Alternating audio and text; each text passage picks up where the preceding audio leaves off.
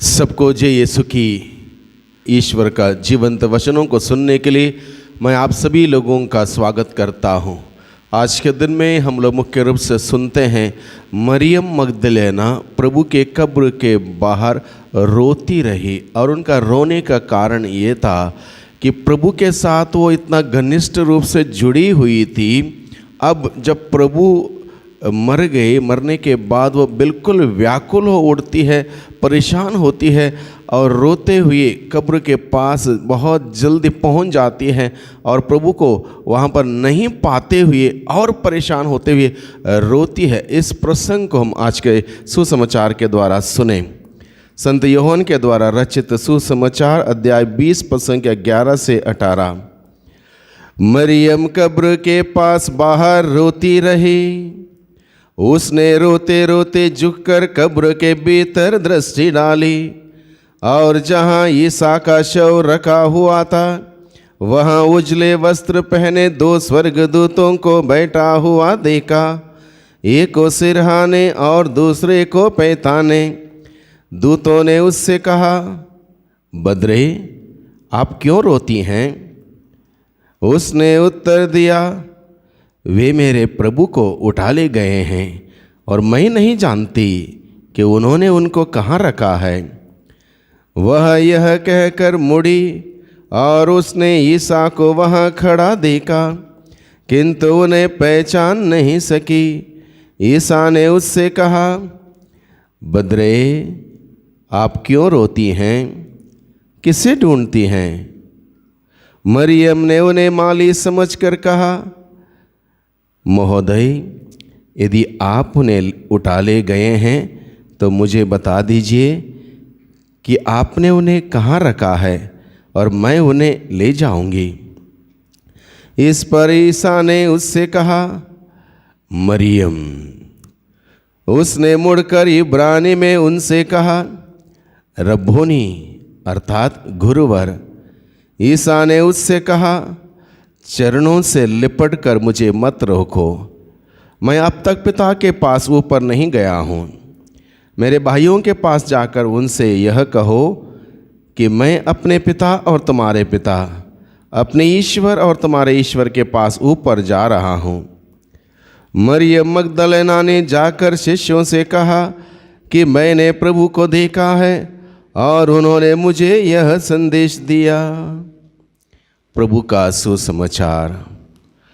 प्रभु क्रिस्त में प्यारे भाइयों बहनों, हम इस पूरे प्रसंग में हम देखते हैं मरियम मगदलेना कितना व्याकुल है उस प्रभु को देखने के लिए, प्रभु को पाने के लिए और प्रभु में जीने के लिए कितना व्याकुल है। इस बात को हम लोग देखते हैं क्योंकि मरियम मगदलेना ने उस प्रभु की सानिध्य पाने के लिए, प्रभु की उस संगति पाने के लिए, अपने पापों के लिए पश्चाताप करते हुए, रोते हुए उस मार्ग को, पापमय मार्ग को त्यागते हुए प्रभु का मार्ग अपनाया था, प्रभु के जीवन अपनाया था, प्रभु के जीवन वो जीने लगी थी। और प्रभु की संगति उस मरियम मगदलेना को इतना अच्छी लगी, इतना मिठास लगी, इतना अद्भुत लगी, वो प्रभु के बगैर जी नहीं सकती थी। पूर्ण रूप से उसने प्रभु यीशु को परख कर देखा था कि प्रभु कितना भला है, कितना दयालु है, कितना सहनशील है, कितना प्रेममय है। इस बात को अनुभव उन्होंने किया और उसका ये अनुभव इतना मिठास भरा अनुभव था, वो कभी भी एक पल के लिए भी प्रभु से अलग नहीं होना चाहती। अब प्रभु यीशु मसीह के मरने के बाद वह इतना व्याकुल होती है कि आखिर प्रभु कहाँ गए, क्या हो गया, इस बात को समझ नहीं पाती। इसलिए बहुत सवेरे वो कब्र के पास आती है प्रभु का दर्शन करने के लिए। जब उन्होंने देखा कि कब्र के अंदर प्रभु नहीं है, तो उसने देखा कि कब्र के अंदर प्रभु नहीं है, वो समझ नहीं पाया कि क्या हुआ है, कौन उसका शरीर उठा लेके गए हैं। इसलिए प्रभु रोती है। जब स्वर्गदूतों ने पहले उससे पूछा, बद्रे, आप क्यों रोती हैं? वो यही उत्तर देती है, मैं इसलिए रो रही हूँ, मेरा प्रभु यहाँ पर नहीं है। उन्होंने उनको उठा लेके गए हैं और उन्होंने कहाँ रखा मैं नहीं जानती, मुझे बता दो कहाँ हैं। तो उसके बाद जब प्रभु स्वयं पुनर्जीवित यीशु स्वयं प्रकट होते हैं वहाँ पर और मरियम से पूछते हैं, बद्रे आप क्यों रो रही हैं, किसे ढूंढती हैं? फिर एक बार उसका उत्तर यही था, वे मेरे प्रभु को उठा ले गई। और अब पुनर्जीवित प्रभु को मरियम पहचान नहीं पाती, क्योंकि प्रभु का शरीर महिमान्वित शरीर था, इसलिए उसने माली समझकर उससे कहा कि अगर आप उसको उठा ले गए हैं तो मुझे बता दीजिए और मैं उन्हें ले जाऊंगी। यानी कि कितनी आत्मीयता देखिए, कितनी पर्सनली इन्वॉल्व प्रभु के साथ हम कह सकते हैं, इतनी आत्मीयता से वो कहती है, यदि आप उन्हें उठा ले गए हैं तो आप मुझे बता दीजिए, मैं उन्हें ले जाऊंगी। यानी कि एक पल भी उस प्रभु से अलग नहीं होना चाहती हो, इसलिए प्रभु को पूरे दिल से, पूरे मन से, पूरे आत्मा से वो प्यार करते हुए व्याकुल हो उठती है। तब प्रभु उससे बात करते, उसका नाम को पुकारते हैं मरियम। जैसे ही प्रभु ने कहा मरियम, उसने उस आवाज़ को पहचाना और उसके तुरंत उसने उत्तर दिया, रब्बोनी अर्थात गुरुवर आप। तो तुरंत प्रभु के चरणों में लिपटने लगी। प्रभु का दर्शन उसने पाया। भाइयों बहनों, मरियम रोती रही। हम लोग रोते हैं बहुत सारे कारणों से, बहुत सारे चीज़ों के लिए। जब हमारी स्वार्थ पूरा नहीं होता, हमने जो इच्छा हमने सोचा उसके अनुसार नहीं होता, हम रोते हैं। अलग अलग लोग दुनिया में आज के दिन में अलग अलग कारणों से रोते हैं।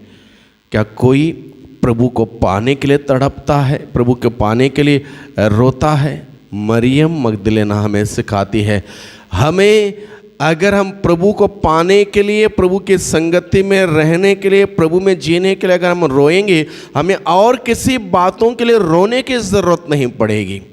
क्योंकि मरियम मगदलेना ये बात स्पष्ट तरीके से जानती है, क्योंकि मरियम मगदलेना ने पहले पाप में जीवन बिताया था, पाप के लिए वो रोई, पश्चाताप किया, प्रभु की संगति पाई, और एक बार प्रभु की संगति पाई उसके बाद वह प्रभु की संगति से अलग जीने के बारे में सोच नहीं सकती। इसलिए आज के दिन में इस प्रसंग के माध्यम से प्रभु हमें सिखाता है, मरियम मगदलेना के उदाहरण के द्वारा प्रभु हमें सिखाता है, अगर हमें रोना है, हमें अपने पापों के लिए रोना है, अगर पापों के लिए रोएंगे तो प्रभु की संगति पाएंगे। प्रभु के संगति में एक बार हम पाएंगे, प्रभु के संगति से बिछुड़ने पर हमें फिर एक बार रोना आएगा, मरियम मगदलेना के भांति। इसलिए उस प्रभु के संगति में बने रहने के लिए हम निरंतर प्रयास करते रहें, कोशिश करते रहें, मरियम मगदलेना के भांति निरंतर प्रभु की उपस्थिति में रहने के लिए, प्रभु की उपस्थिति में जीने के लिए। यह सुंदर अनुभव होगा, सुंदर अनुभूति होगी। ऐसा अनुभव जीवित परमेश्वर हमारे बीच में है, मेरे साथ है, मेरे साथ रहता है, मेरे साथ चलता है, मेरे साथ जहाँ मैं जाता हूँ